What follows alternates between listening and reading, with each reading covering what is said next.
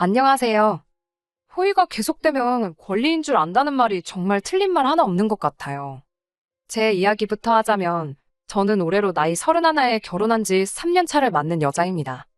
테이블 10개짜리 작은 식당 하나를 하고 있는 남편과 맞벌이를 하고 있었어요.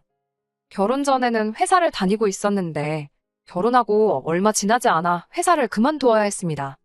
남편 가게가 갑자기 바빠진 와중에 사람 구하기는 힘들어 일손이 딸려 도와줄 사람이 필요했었거든요. 사실 제가 당시 회사에서 받던 월급을 생각하면 제가 남편 가게에 나가는 게 무조건 이득이라고 볼 수는 없었어요.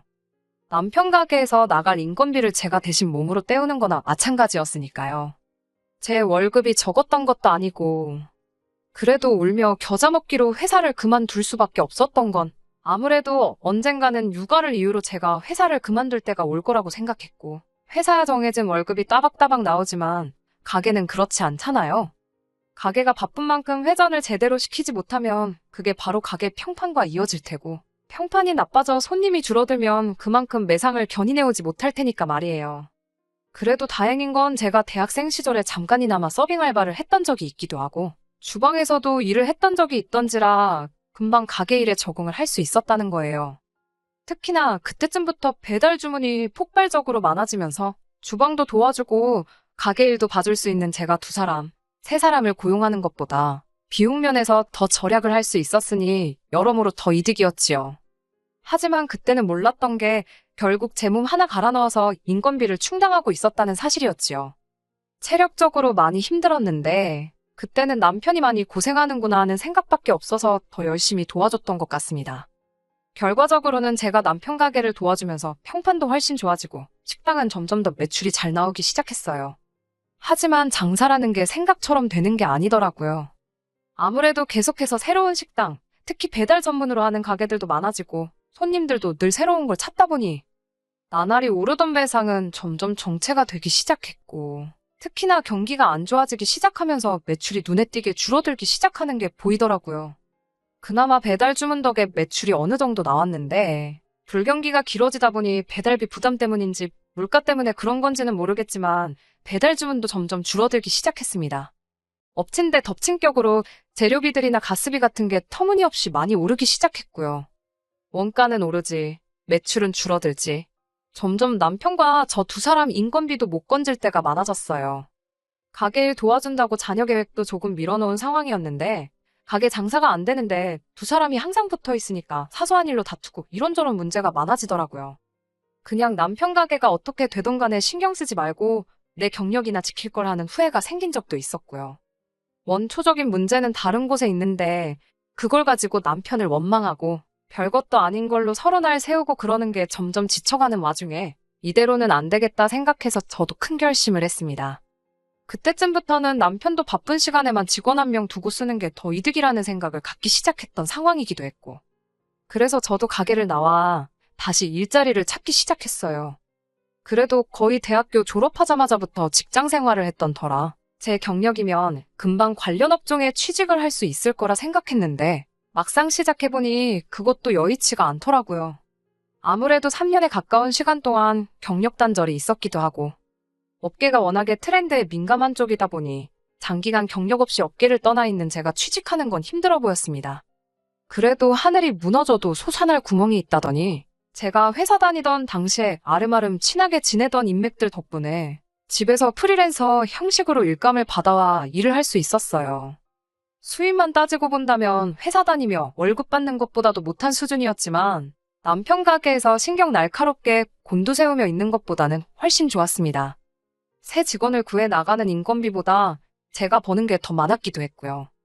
남편도 그동안 자기 때문에 경력도 끊고 고생한 저에게 미안했는지 제가 가게를 떠나고 새로운 경력을 시작한 것에 대해서 오히려 응원해줬어요. 결혼하기 전에 두 사람이 벌던 것과 비교해보면 조금 줄어들긴 했지만 이게 기회가 될 것이라 믿어 의심치 않았습니다. 이렇듯이 남편하고는 사이가 나쁠 일이 없었습니다. 하지만 언제나 문제는 시댁에서 시작하듯이 저 또한 다를 게 없었어요. 남편이로 2살 차이 나는 누나가 있습니다. 저에게는 시누이지요. 사실 결혼 후에는 가게 일 돕는다고 정신없이 바빴던 터라 시댁과는 거의 마주치거나 갈등이 생길 일이 없었어요. 더더군다나 식당 특성상 주일이고 주말이고 상관없이 가게 문을 열어야 했고 명절 때도 배달 주문 같은 거 생각해서 가게를 늘 오픈을 했었거든요. 그런데 제가 가게를 떠나 집에서 재택근무를 시작하면서는 이야기가 달라졌어요. 남편은 여전히 가게를 지켜야 했지만 저는 아니었으니까요. 제가 가게를 나오고 재택근무를 시작하기까지 2달 정도의 공백이 있었는데 그게 시어머니 눈에는 썩 좋게 보이지는 않았나 봅니다. 제가 회사까지 그만두고 남편 가게 일을 돕겠다 결정했을 때는 현모양처가 따로 없다 하시던 시어머니가 아들이 힘들게 가게 지키며 돈을 벌어오는데 집에서 띵가띵가 놀고만 있다는 생각을 하셨나 봐요. 실상은 그게 아니고 저도 그때 일자리 구한다고 마음고생하면서 쉴 틈 없이 회사 알아보고 이력서를 준비하고 있던 상황이었는데도 말이에요. 시어머니가 제게 눈치를 주는 상황인데 신우랑 무슨 갈등이 있냐 하실 분들이 계실 텐데 신우네도 딱히 형편이 좋은 곳은 아니에요. 신우네 또한 맞벌이 부부 생활을 하고 있었고 육아도 중요하지만 형편상 육아를 이유로 직장을 관둘 여유가 있는 집이 아니었어요. 그런데 그런 신우가 당시 출산을 앞두고 있었거든요. 제가 남편 가게 일을 돕고 있을 때는 애는 언제 가질 거냐 한 번도 물어보신 적 없는 시어머니가 제가 취직을 준비하기 시작한 때를 기점으로 저한테도 신혼애를 본받아서 얼른 아이를 가지는 게 좋지 않겠냐 하는 이야기를 해왔습니다.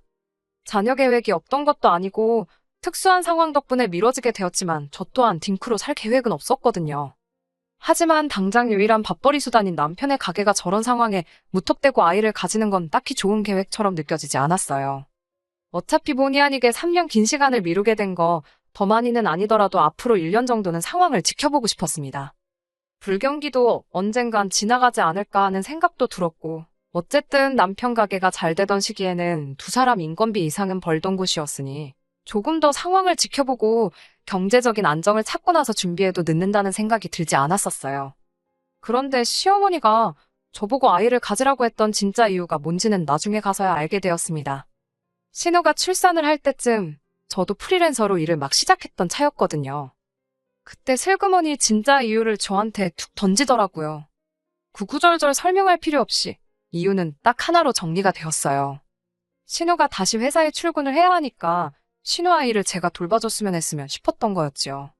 제가 그걸 해야만 한다는 식으로 이야기를 한다는 게 어차피 집에서 놀고 있기도 하고 너도 앞으로 애엄마가 되지 않겠냐며 미리 연습해본다 생각하고 애를 대신 키워보라 하더라고요. 시기상 시어머니가 아이를 가지라고 노래를 불렀던 걸 생각해보면 남편과 저 사이에 아이가 태어나면 제가 당연히 아이를 돌봐야 했으니 신우 아이까지 저한테 맡기려는 심보였던 것 같아요. 제가 너무 나쁘게 생각하는 걸 수도 있겠지만 아무리 생각해봐도 그것 말고는 다른 게 설명이 되지 않았으니까요. 하지만 저도 그때 막 프리랜서 일을 시작했던 차였기도 해서 그 제안에 대해서는 당연스럽게 거절을 했습니다. 저랑 남편이 결혼 전에 약속한 건 양가 부모님께 작게나마 생활비를 드리기로 한 거였는데 벌이가 어려워진 상황에서도 그 돈을 줄이거나 따로 안 드렸던 적은 없었거든요. 그런데 제가 신우 아이를 봐줘야 한다면 앞으로 생활비를 드리는 걸 장담할 수 없다고 말씀드리니 신우 애 키우라는 이야기는 쏙 들어가더라고요. 다행히 남편도 중간 역할을 잘해준 덕분에 그게 시어머니와 저 사이의 갈등으로 이어진다거나 하지는 않았습니다. 그 후로 그 이야기는 완벽히 정리가 된 거라 생각했는데 6개월쯤 지난 뒤에 신우가 저한테 기니할 이야기가 있다고 저희 집까지 찾아왔어요. 교류도 거의 없이 지내던 신우였는데 기니할 이야기가 있다고 하니 그게 좋은 이야기일 거라는 생각은 들지 않았습니다. 안 좋은 예감은 틀리는 법이 없다더니 신우가 꺼낸 이야기는 결국 시어머니가 저에게 부탁했던 것과 같은 이야기였어요. 그나마 6개월간은 출산휴가를 내서 신우가 직접 아이를 돌보고 있었다고 합니다. 그런데 그 이상은 힘들었나 봐요. 회사에서도 눈치를 주고 신우 책상을 뺀다니 어쩐다니 하는 이야기가 나오기도 하고 그랬다고 하더라고요. 그렇다고 아예 회사를 그만두기에는 심해부 외벌이로는 육아까지 턱도 없다고 자기가 꼭 출근을 해야만 하는 상황이라고 하더라고요. 신우가 하도 간곡하게 부탁했기도 하고 저 또한 다른 이유지만 경력이 단절된 아픔을 누구보다 잘 이해할 수 있는 상황이기도 해서 다시 생각을 해보기로 했어요. 어차피 저는 재택근무로 집에서 일을 할 수 있기도 했고 더군다나 남편 가게 매출이 당장 회복이 될 기미가 보이지 않는 와중이었는데 저 역시 일감이 썩 많이 들어오던 편은 아니었거든요. 좋은 게 좋은 거라는 말도 있잖아요. 저는 저대로 신우 아이 돌봐주면서 조금이나마 경제적인 여유를 찾고 신우는 신우대로 아이 걱정은 내려놓고 경력을 유지할 수 있을 테니까 말이에요. 그야말로 일석이조 윈윈이라고 생각을 했었나 봐요. 하지만 저도 할 일이 아예 없던 건 아닌지라 신우한테 일단 어린이집을 보내놓으면 제가 하원까지 시켜주고 심해부나 신우 퇴근할 때까지는 봐줄 수 있겠다고 이야기를 했습니다. 신우도 제가 아이를 케어해준다는 말에 얼굴이 화색이 돌더라고요. 남편은 저도 일을 하는데 애까지 돌보려면 힘들지 않겠나 걱정을 해주긴 했지만 아무래도 상황이다 보니 조금이나마 더 벌어오려는 저를 두고 하지 말라는 말은 못하더라고요. 이래저래 알아본 결과 어린이집에 일단 등원시키면 4시에 끝나 하원을 시킬 수 있고 신우나 심해부 둘 중에 한 명이 퇴근을 하게 된다면 아무리 늦어도 오후 7시 전후였어요. 대략 3시간 정도만 봐주면 되는 거니 하루에 3만 원만 받기로 했습니다.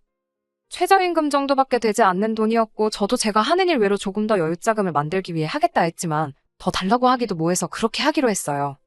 신우집이나 시댁이나 거리가 그렇게 먼 편은 아니었던지라 그렇게 힘들지는 않았어요. 그런데 그렇게 딱 일주일이 지나니 신우가 처음에 말한 것과는 다른 부탁을 해왔습니다. 아무래도 출산휴가로 자리를 비운 동안 회사에 미운털이 박힌 것 같으니 남들보다 훨씬 일찍 출근을 해야겠다며 혹시 저한테 아이 등원까지 시켜줄 수 있느냐 부탁을 해왔어요. 저도 집에서 하는 일이긴 하지만 이러나 저러나 일을 하고 있는 거라 그건 좀 힘들겠다 했더니 어차피 재택근무인데 어디서 하는 게 뭐가 문제겠냐며 출근하는 셈 치고 조금 일찍 와서 아이 등원시켜주고 자기 집에서 일을 하면 안 되는 거냐고 계속 부탁을 해왔습니다. 노트북 하나만 가져가면 사실 웬만한 업무는 다 볼 수 있던 상황이기도 해서 그렇게 해주기로 했어요. 점심 식사가 걱정이긴 했는데 신우가 그래도 신경 써준다고 냉장고에 시어머니가 해다 주신 반찬도 꽉꽉 채워두고 그랬거든요.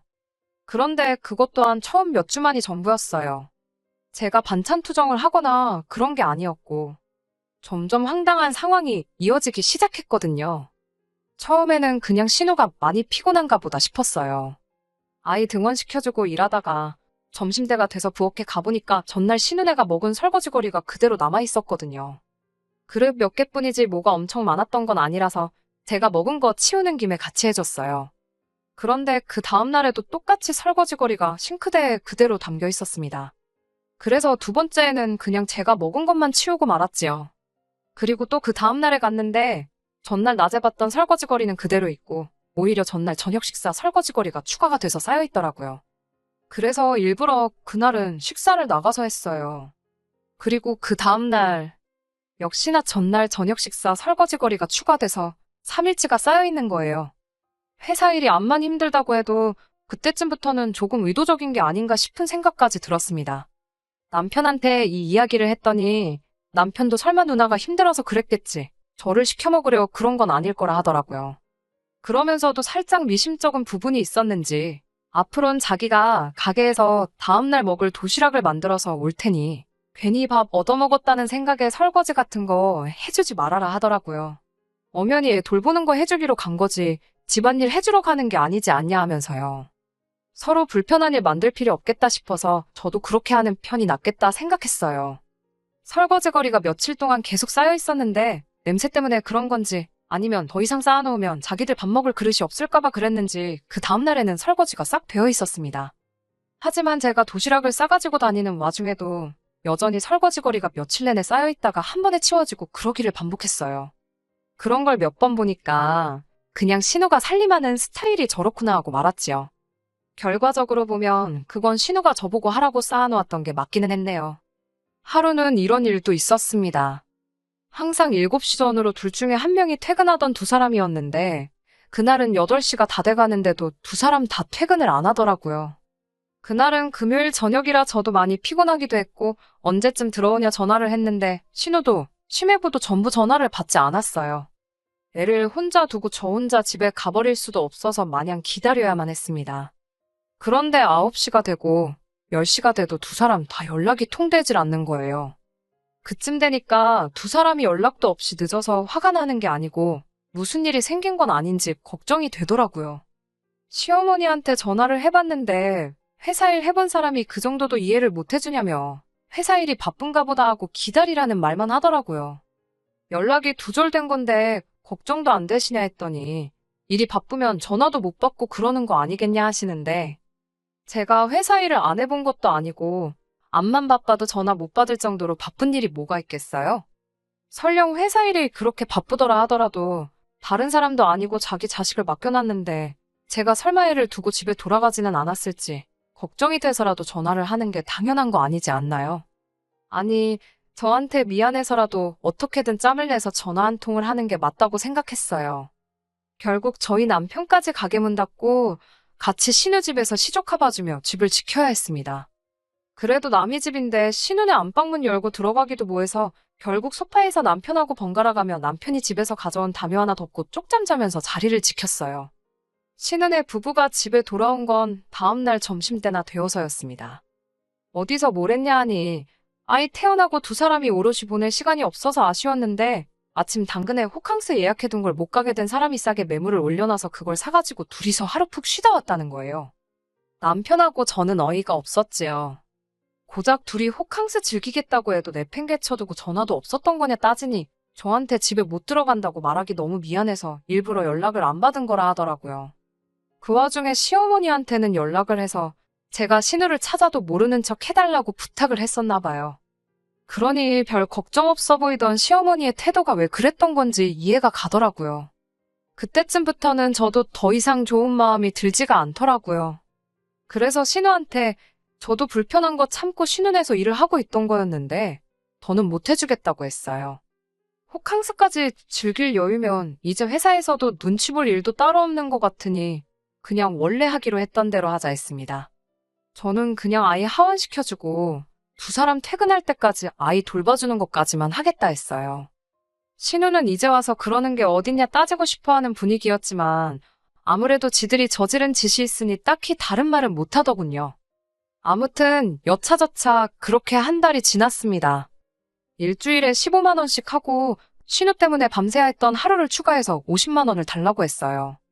설거지나 호캉스 등등으로 스트레스 받은 거 생각하면 50만 원, 사실 돈을 벌었다는 생각도 들지 않았습니다. 그런데 입금했다는 신우 연락을 받고 통장을 확인해보니 어이가 없어서 웃음조차 나오질 않더라고요. 통장에 신우가 돈을 보내긴 했는데 들어온 액수가 받아야 할 돈의 반절인 25만 원 받게 되지 않았으니까 말이에요. 신우한테 다시 연락을 했어요. 25만 원은 뭐 현금으로 주시려고 그런 거냐 물으니 신우가 오히려 어이가 없다는 듯이 저한테 큰 소리를 내더라고요. 아무리 생각해봐도 자기가 손해라는 거예요. 하루 꼴랑 3시간 봐주고 그 큰 돈을 받아가냐고 성질을 부리면서 자기들도 저 때문에 추가적으로 나가는 비용이 더 많다고 오히려 큰 소리를 내며 따지고 들더라고요. 어차피 집에서 일하는 건데 아이 어린이집을 보낼 필요가 애시당초 왜 있냐는 겁니다. 말인즉슨 어린이집은 순전히 저 때문에 보내는 거고 어린이집 비용으로 한 달에 100만 원이 넘는 돈이 나가는 건 알고나 있냐고 따져묻더군요. 어린이집 비용 120에 저한테 50만 원까지 주면 자기들도 남는 게 없다는 소리지요. 신우한테 억지 부리지 말라고 어린이집 안 보내고 저한테 시간당 10,000원씩 준다 치고 계산해보라고 했어요. 하루 10시간이면 10만 원이고 주당으로 따지면 50씩이다. 한 달이면 최소 200만 원씩 나가는 걸 모르겠느냐 따졌지요. 그랬더니 신우가 저보고 그게 문제라는 겁니다. 애초에 가족 좋은 게 뭐냐고 서로 돕자고 있는 게 가족인데 저한테는 가족이 돈벌이 수단으로밖에 보이지 않느냐면서 따지고 드는 겁니다. 어차피 집에만 있는데 애 좀 그냥 봐줄 수 있는 거 아니냐고 하면서 제가 그렇게 먼저 돈을 밝히고 드니 자기도 똑같이 나온 거라나요. 그렇게 하나하나 계산해서 따지는 제가 괘씸해서 자기도 빼고 주는 거라고 하는데 뭔 소리를 하는가 했더니 그동안 제가 신우집에서 일을 했으니 공간 사용료부터 해서 저 먹으라고 시어머니가 해준 반찬값에 전기세까지 다 포함한 거라고 하대요. 그때 설거지 이야기도 하더라고요. 밥은 공짜로 얻어먹어놓고 설거지도 안 해놓고 저보고 사람이 참 못 배웠다고 드는데 누가 누굴 욕하는 건지 싶었지요. 애 키우는 거 연습시켜주는 셈이나 마찬가지니 오히려 자기들이 저한테 돈을 받아도 모자라다는 소리를 하는데 조목조목 따지고 들자면 신우가 찍소리도 못하게 만들어줄 수 있었지만 그렇게 하진 않았어요. 하지만 뭐 저도 제 시간 투자해서 애 봐주는 거나 마찬가지인데 이런 소리까지 들어야 할 이유가 있나 싶기도 하고 신우 계산대로라면 한 달에 꼴랑 20만 원 더 벌자고 이러고 있을 이유도 없겠더라고요. 차라리 인형 누나를 붙여도 이것보단 더 벌겠다 싶어서 그냥 신우한테 애 봐주는 건 오늘로 끝이다 선언하고 신우집 나와버렸네요. 가만히라도 있었으면 중간이라도 갔을 신우네는 결국 난리가 났어요. 어린이집이야 계속 보낸다고 쳐도 4시에는 하원을 시켜줘야 하니 중간에 신우가 일찍 퇴근할 수도 없는 상황이었으니까요. 결국 신우는 시어머니에게 도움을 요청했다고 합니다. 저한테는 연습하는 셈 치고 공짜로 신우 애를 키워달라는 시어머니였는데도 자기 딸 자기 손자 봐주는데 그냥 해주긴 싫으셨나 봐요. 신우한테 한 달에 250만 원씩 달라고 하셨다네요. 그런데 신우벌이가 딱 그 정도였거든요. 신우 딴에는 또 밑빠진 독에 물 붓는 기분이었나 봐요. 결국 저한테 다시 연락을 해오더라고요. 변명이랍시고 한다는 게 그게 다 시어머니 생각에서 나온 거였다며 시어머니와 저를 이간질까지 하려 들대요. 제가 신우 아이를 공짜로 봐주는 게 맞다고 자꾸 시어머니가 옆에서 바람을 넣는 바람에 그렇게 된 거였다고 미안하다고 사과를 해오더라고요. 돈 줄 거면 집안일이라도 시키라던 시어머니 말 때문에 설거지도 저한테 떠넘기려고 했던 거라고. 연신 미안하다고 사과를 하면서 이게 다 시어머니 탓이라고 원래 하던 대로 하자면서 저를 설득하려 들길래 신우한테 좋은 생각이 있다고 말하고 제 생각을 말해줬네요. 시어머니한테 250씩 드리고 식사 준비며 설거지에 청소까지 다 시키시라. 그리고 공간 사용료를 시어머니한테 청구를 해서 한 달에 100만 원씩 돌려받으시라고요. 저한테 했던 거랑 똑같이 말이죠. 그러면 신우도 그렇게 손해보는 게 아닌 거 아니냐고 말했더니 신우가 꿀먹은 벙어리가 돼서 아무 말도 잊지 못하다가 전화를 끊어버리더라고요. 결국 신우는 직장을 그만두고 자기가 직접 아이를 키우기로 결정했다고 합니다. 경력이 끊긴 아픔을 누구보다 잘 이해할 수 있는 저였지만 신우가 그렇게 된 건 자업자득이라고 생각해요. 이번 사건으로 인해서 저는 시어머니와 사이가 많이 나빠졌고 신우랑은 거의 연을 끊은 거나 마찬가지처럼 지내고 있어요. 솔직히 연을 끊는 게 두렵다거나 무섭다거나 하지는 않아요. 오히려 연 끊고 지내면 저한테는 더 이득이지 않나 싶어요. 남편이 중간에서 난처하긴 하겠지만 이번에 남편도 신우와 시어머니한테 당한 게 있으니 쉽게 풀 것처럼 보이진 않네요. 끝까지 들어주셔서 감사합니다. 오늘의 사연은 여기까지입니다. 구독과 좋아요, 알람 설정 부탁드리고 더 좋은 사연으로 다시 찾아뵙겠습니다. 감사합니다.